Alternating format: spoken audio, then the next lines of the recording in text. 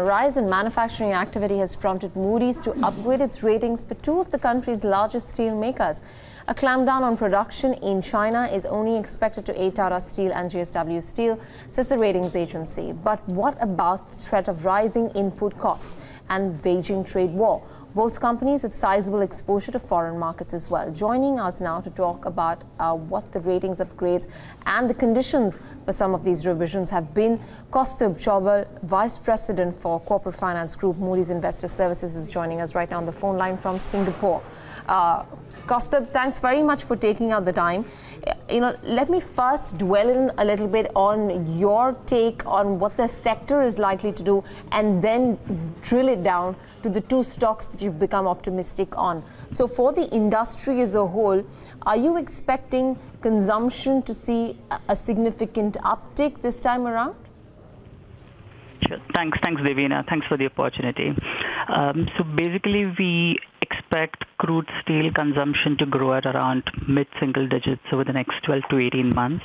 And this will be fueled by strong demand from infrastructure, construction, and some stable demand from autos. We already saw in 2018, against the crude steel production of 106 million tons, the apparent steel consumption was around 96 million tons, which was already an increase of 8% over the previous year. So all in all, we expect demand prospects for steel to remain strong over the next 12 to 18 months. But there are a number of factors at play over here. On one hand, as I said, we expect steel consumption to grow at mid-single digits. We're also seeing limited new capacity additions over the next 1 to 2 years. And we've seen this wave of consolidation where 5 distressed assets will operate under the new ownership and will improve utilization levels for the industry. And an interesting observation that you made was on the raw material costs, both iron ore as well as coking coal. We've seen global prices for both of these commodities increase, and NMDC has affected price increase for iron ore in India as well. And coking coal, most of the coking coal for India gets imported, and any rise in commodity prices externally should impact steel companies. The impact would vary depending on which company we are talking about. A company such as Tata Steel, which is backward integrated into entire iron ore and some of its coking coal requirements, will be less vulnerable as opposed to any non-integrated companies. Right. Kaustubh, I just want to dwell on the point where you're talking about the consumption being good because of the infrastructure spending as well as sustained demand coming in from the automotive industry. So far, on both counts, there has been slight amount of pressure with regards to a pickup in whether it be automotive volumes or whether it be infrastructure spending right now, which is most likely to come in, infrastructure spending at least, to pick up post-elections. Is that factored in when you're making this assumption?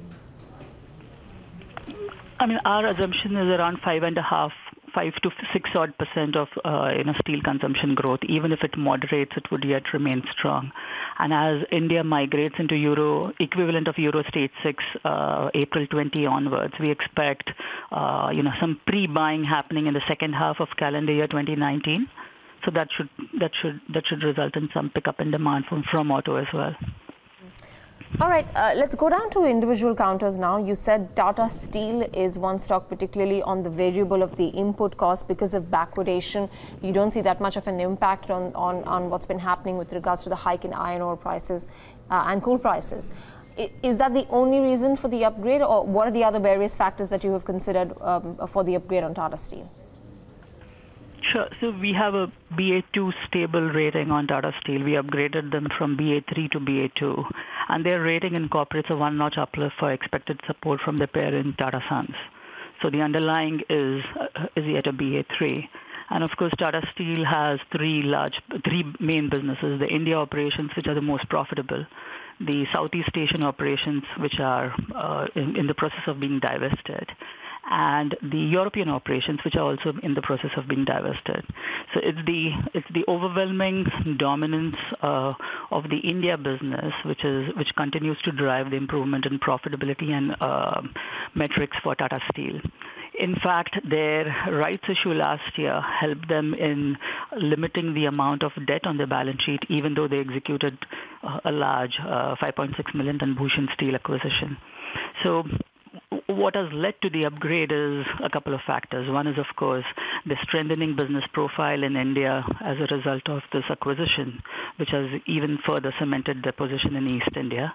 The progress that they are making on the divestment of both Southeast Asian as well as the European operations, and the limited debt increase that they have effected on their balance sheet, that has helped them limit the increase in debt to EBITDA leverage. Rather, the debt to EBITDA leverage has come down. So they've achieved most of our upgrade rating triggers, and hence the ratings upgrade. So the adjusted debt to EBITDA, you're saying by 2020 for Tata Steel could be around 3.5 times from 4.1 times in 2018. That's right, and this doesn't take into account the proposed divestment of the European business. Do you see an additional bigger kicker coming in for Tata Steel with its acquisitions that it's recently made, and a bigger impact of that? Not just the fact that they've managed the debt part of it well, but just the fact that all of these will start supporting operations in a big way. Yes, of course. I mean, from a business that had, some composition of European and Southeast Asian operations which generated lower EBITDA, to a business that will have an overwhelming dominance from India. So with some 18.6 million tons in capacity, most of that generating superior profitability because of the backward linkage to iron ore and some of the coking coal requirements. That, of course, is benefiting them. All right, that's on Tata Steel. Let's move on to your outlook on JSW Steel. You say that you have your positive outlook, which incorporates the expectation that the company will remain selective in acquisitions and funding them with a prudent mix of debt and equity. What are the other aspects that we're going to be watching out for JSW Steel? So the positive outlook is predicated on the expectation that the earnings improvement or the cash flow metric improvement trajectory that we've seen in the last 12 odd months should continue. And based on a sustainable EBITDA per ton of around 9,000 to 9,500, we expect them to track our upgrade rating triggers. And even if they undertake an acquisition, we expect them to be prudent, to fund it through a judicious mix of debt, equity, cash accruals. And rather, with India being the bright spot for steel consumption, a higher composition of revenues coming from this market won't hurt, will only benefit them. But unlike Tata Steel, for JSW Steel, there's no backwardation in terms of acquiring raw materials. Is that going to pose a risk to the company ratings that you've just given? To some extent, but they've also received some 6 mining licenses. Once operational, these mines would cater to some of the Vijayanagar requirements for iron ore, so they're not entirely backward integrated, but they are an efficient converter. So if you look at the cost per ton for JSW and compare that with some of the other regional players, not just domestic or not just Indian players, but regional players, they stand at a competitive advantage, and that's a function of their CoreX technology. That's a function of the benefaction plant that they have. So basically, they use lower quality iron ore or coking coal to produce steel. So they have an advantage over there. Of course, it's not as if one were to have if they were completely backward integrated into iron ore. All right, and nonetheless, even if you were to compare JSW Steel to some of its Asian peers, cost of production for this company stands to be clearly the lowest. Aside from that, for JSW Steel, which has a current market share of about 15.6% of the steel volumes, how much are you expecting that to notch up by? As you know, they don't have major capacity expansions that would translate into production in the next 12 to 18 months. The 5 million ton Dolvi expansion will take a couple of years, but there should be some some debottlenecking, some forward integration into value-added products. That should help them. More importantly, they've always maintained a judicious mix of domestic volumes and exports, right, in their product portfolio. So if demand remains strong in India, we expect higher volumes from India to continue.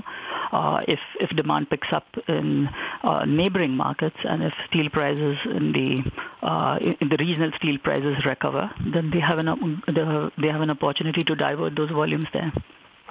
For some of the other steel makers that we've had conversations with, they have said that while they've taken price hikes, they've actually not been able to translate in entirety the input price hikes that they've witnessed to customers. Do you think that for JSW Steel, Tata Steel, pricing in the future is likely to see more upticks? That's a difficult question, and we don't forecast prices, which is why the analysis on where companies stack up on the cost curve is extremely important.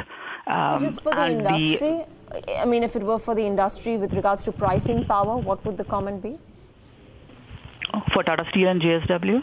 The industry, the steel industry as well. I think it would vary from company to company. So companies such as Tata Steel and JSW, these are the only two companies that we rate. They have a better pricing power, I would imagine, compared to the others, given the brand strength, given the market share, and the proportion of value-added products that they have in the portfolio. All right. And also, for instance, for JSW, the affiliation with JFE helps. And for Tata Steel, the acquisition of Bhushan, which is into flats, will also help. Just one last question, before we thank you, with regards to, what is how do you read Tata Steel and JSW Steel in terms of a comparison of valuations to some of its other Asian market peers? And recently I read a report suggesting that there could be an iron ore supply crunch globally, which could actually take iron ore prices northwards towards $100. If that actually happens, maybe in the near future, how would that impact?